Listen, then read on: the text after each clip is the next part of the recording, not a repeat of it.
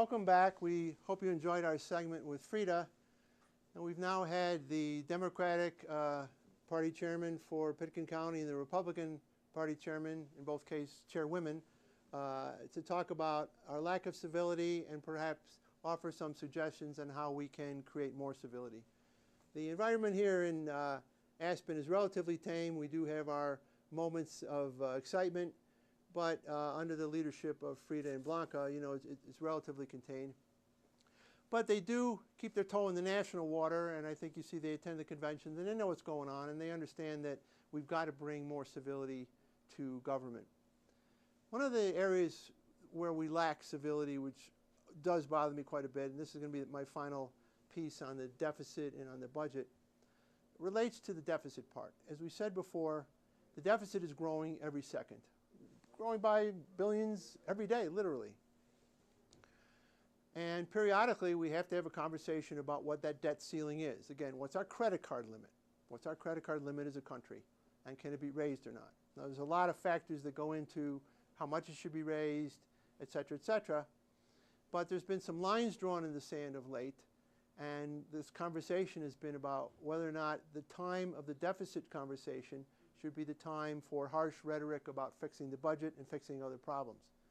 It's kind of a, you know, like a dare, you know, triple dog dare that I'll stop the government or not, depending upon what I want to have done if I don't like what's going on, and then we'll have that vote impacted with the debt ceiling.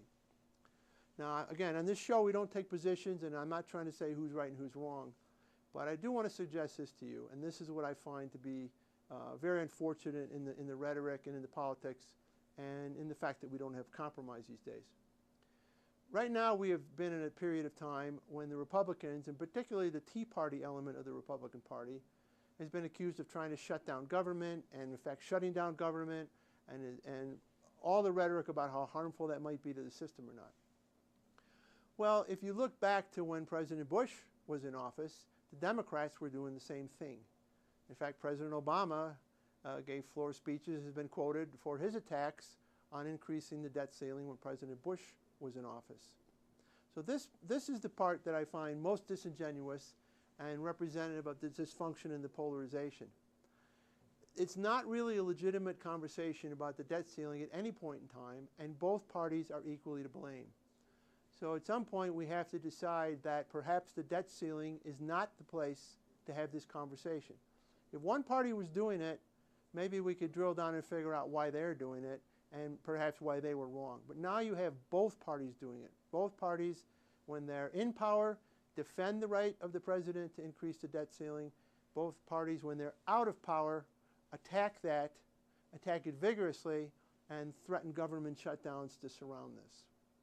So perhaps if Blanca's correct, and Frida in particular, who talked about the need to have conversation and have more civility, perhaps we can stop having these moments of extreme, and I hate that word extreme dysfunction around government shutdown and not, and all revolving around the debt ceiling.